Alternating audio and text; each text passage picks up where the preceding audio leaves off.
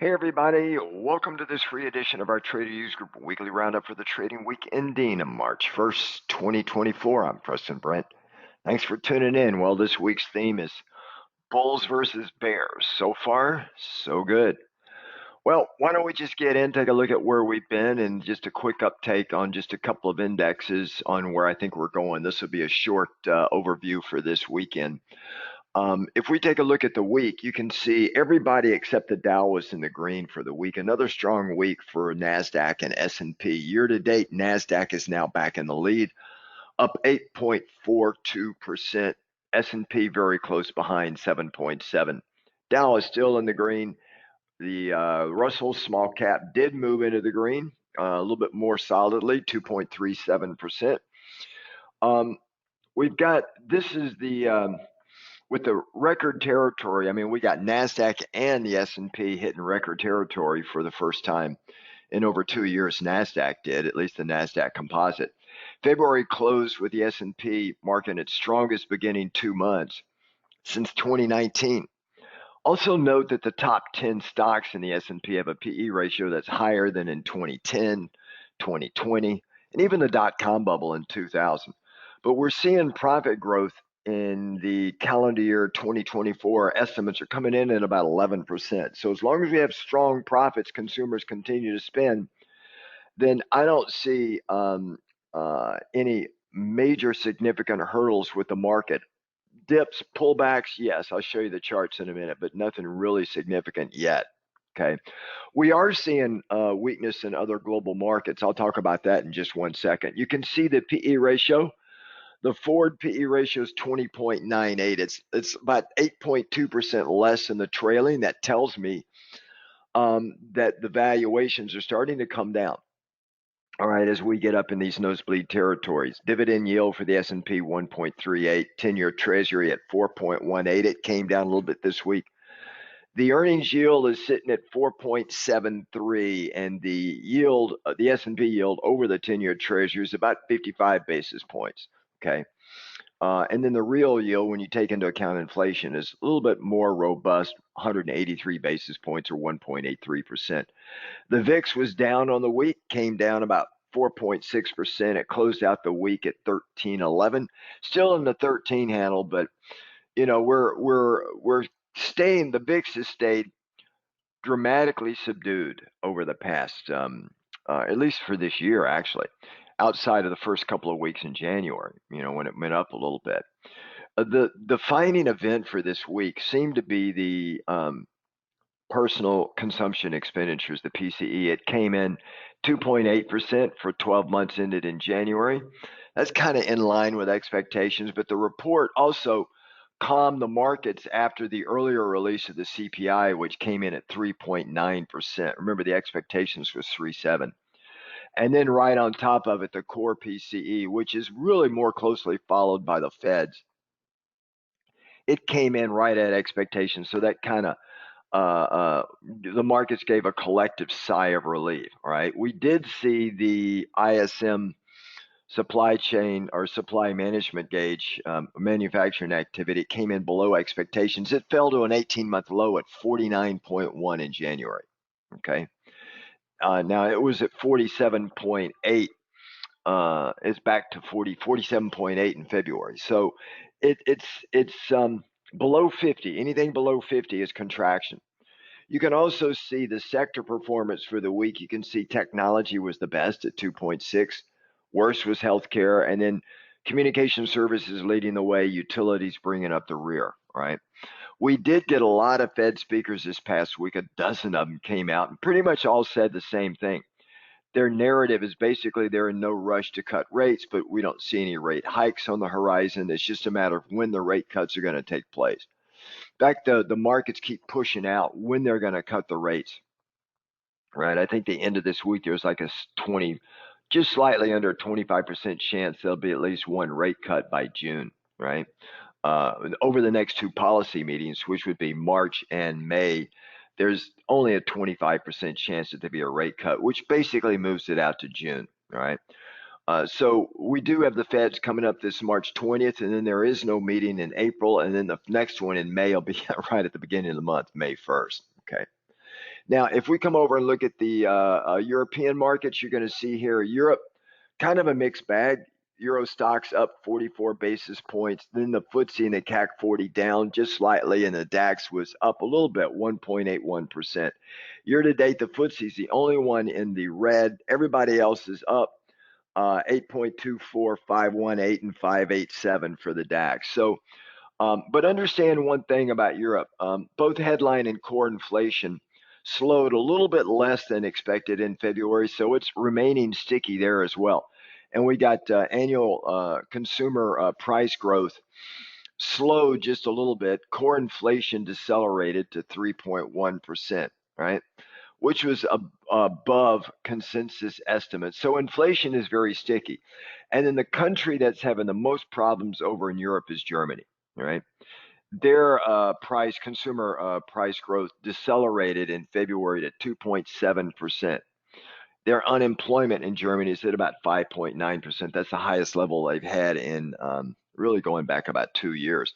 Germany, many people feel Germany's already in a recession over there. Okay. They're having a hard time. Then, of course, if we go over and look at the Asian markets, we got Japan. And if you look at them, the Nikkei, look at that, 19.35% year to date. It took out a high that it hadn't seen in like in the 35, 36 years. Made new highs, the Nikkei did, because it's been fighting deflation for decades.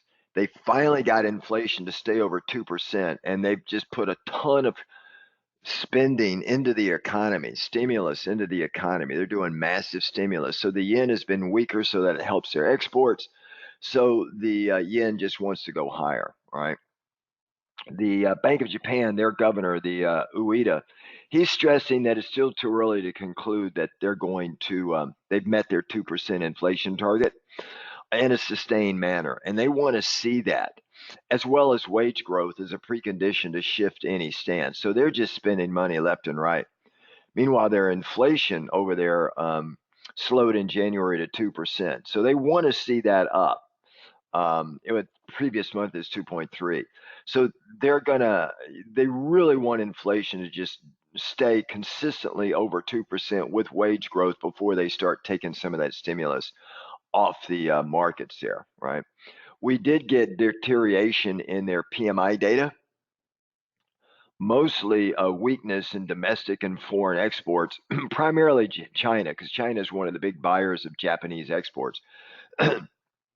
And they're hurting, as well as Europe. And Europe is also hurting as well. And then, of course, if we go over to China and look at them, their economic data continue to paint a little bit of a mixed outlook, but still very weak. Their PMI fell to 49.1. It was at 49.2 in January. So anything below 50, as you guys know, is contraction. Right? Their new home sales, they took another survey of the top 100 developers. In February, their new home sales slumped 60% from the prior year, right? That's huge. They're having major problems, as you guys know or should know, about real estate there. And it's just, it's hard, really hard for them to see any sense of economic growth over there. So net, the U.S. is really in the global markets, really the pig with lipstick right now. It's doing fairly well. All right, we're at stretched valuations, but I don't see anything on the horizon that can really drop the market hard. As I've been telling our members, I do believe we're going to see a little bit of a dip or a pullback in the next 2 or 3 weeks, leaning up to March 20. But there's so much strong momentum in the markets. Every time we get a little bit of a downside price action, buyers come in. I do see a larger dip, possibly almost a correction in April-May timeframe, and then I think we'll have another rally towards the end of the year. If I were to show you the charts, again, we'll just take a look at the indexes on this update for this weekend. Let me just get them over on the screen for you. If we take a look at, and it'll take about 10 seconds to come up on your screen. First thing I'm going to show you is the E-mini S&P 500 futures. And if you take a look at it, if you take a look at the futures, you're going to see here that the markets finished highs on March 1st at 6.7%. All right, up, and you could see here from the lows were actually made on the 5th of January, but we've had this strong run here. And if we look at it, you can see from this change here in end of October, beginning of November, we've just been on a tear, right? I just very strong. And if I were to do some fib nodes on this thing and just kind of get an idea of potential pullback points, you can see here that um, I'm calling for a little bit of a pullback, probably no more than 5,000 on the futures. That's 150 points in the month of March. Now, March is also statistically a strong month. So perhaps we'll need a catalyst to really get the markets down a little bit. And that could be the Fed meeting on March 20th. Now, we do get another CPI report coming out on March the 11th. That, if you guys remember, it moved the markets down pretty good bit last time we had that number hit. So that's a little bit about what I'm seeing here in the E-mini S&P. If we look at the equal weight, you can see the equal weight SPX is also finished high on Friday. So that tells me that there is starting to see some participation of other stocks outside of this Magnificent Seven. But it's up. It was up 3.6% through February, which really is not that bad, right? That gives you an annualized return of a little bit over 18, 19%. So we're starting to see some broader participation in the markets, which I like to see. Okay. If we look at a ratio chart of the SPX to the equal weight, it's still the equal weight. You can see here over the past week, it started to catch up a little bit, but it is having trouble. And the MACD down here is showing that any move up is going to roll back over. So we're still ruled by the FANG and the MAG 7. And speaking of the FANG, if we take a look at them, you can see here, year to date, they're up 16.71%, right? And you could see typically these stocks will close their gaps. And you could see here where the gap is sitting here like that. So we've got a little bit of a railroad track here.